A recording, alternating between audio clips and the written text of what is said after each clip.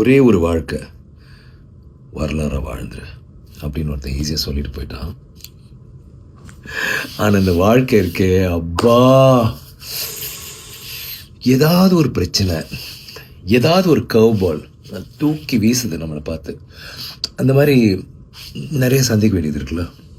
உதாரணத்துக்கு வீர தீர சூரன் படம் ரிலீஸ்க்கு முன்னாடி நிறைய பேர் அதை பார்த்து இது ஒரு மிகப்பெரிய பிளாக் பஸ்டர் ஆகுது, ஐயோ என்ன இப்படி ஒரு படமாக இருக்குது, புதுசாக இருக்குது, ராவாக இருக்குது, மாசாக இருக்குது, இந்த வருஷத்தோட ஒரு மிகப்பெரிய படமாக அமையும் அப்படின்லாம் சொல்லி பயங்கரமாக சொல்லி எங்கள் எல்லாருமே ரொம்ப எக்ஸைட்டட் ஆக்கிட்டு போயிட்டாங்க.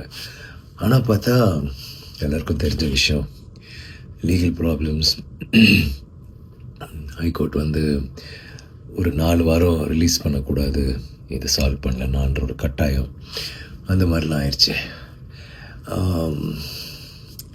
எனக்கு என்னென்னா இந்த படம் எப்படியாவது நம்ம ஃபேன்ஸு போய் சேரணும். ஏன்னா இந்த படத்துக்குள்ளே அவ்வளோ ஒரு முயற்சி நாங்கள் எல்லாருமே போட்டோம். அருண், நான், ப்ரொடியூசர் எல்லாருமே, இந்த படத்தில் நடித்தவங்க.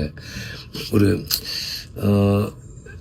ரொம்ப நாள் பிறகு எனக்கு என் ஃபேன்ஸுக்காக ஒன்று பண்ணணும், ராவாக ரஸ்டிக்காக ஆனால் மாசாக இருக்கணும், ரொம்ப ரியலாக இருக்கணும், ஒரு புதுசாக ஒன்று ட்ரை பண்ணலாமேன்னு ட்ரை பண்ணிட்டு தான் இது பண்ணோம். ஸோ அது வராத பட்சத்தில் ரொம்ப கஷ்டமாக இருந்துச்சு. அப்புறம் நான் யோசித்தேன், இது ஏதாவது ஒன்று பண்ணணும், நம்ம சினிமாவுக்காக நம்ம எது வேணாலும் பண்ண தயார், எல்லாருக்கும் தெரியும், இதெல்லாம் ஒரு மேட்ரான்னு சொல்லிட்டு என்னால் என்ன பண்ண முடிஞ்சதோ பண்ணி படம் வெளியில் வந்துச்சு. ஒரு படம் அந்த முதல் ஷோ கேன்சல் இல்லை 2வது ஷோ, முதல் ஷோ கேன்சல்னாலே அது அவ்வளோதான், அதுக்கப்புறம் எந்திரிக்காது. ஆனால் எங்கள் படத்துக்கு 2 ஷோ கேன்சல் ஆகி சாயந்தரம் தான் வந்துச்சு. அந்த ஃபஸ்ட் டே ட்ரான்னு ஒன்று இருக்குல்ல, அது கண்டிப்பாக பாதிக்கப்பட்டுச்சு.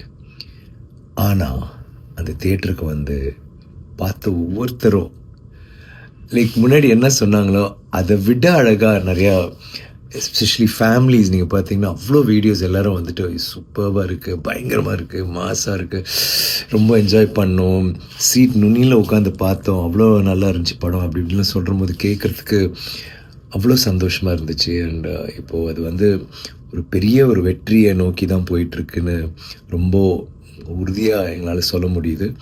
அதை நினச்சி பார்க்கும்போது எனக்கு நன்றி மட்டும்தான் எனக்கு உள்ளே தோணுது. உங்களுக்கு நன்றி சொல்லணும். இந்த படம் உங்களுக்காக பண்ண படம். இது நாங்கள் நினச்சது நடந்துச்சு, சேர வேண்டிய இடத்துல சேர்ந்துட்டுருக்குன்னு நினைக்கிறபோது ரொம்ப சந்தோஷமாக இருக்குது. வீரதீர சூரன் பார்த்தவங்களாம் என்ஜாய் பண்ணியிருப்பீங்க, பார்க்காதவங்க பார்ப்பீங்கன்னு நம்புகிறேன். தேங்க்யூ.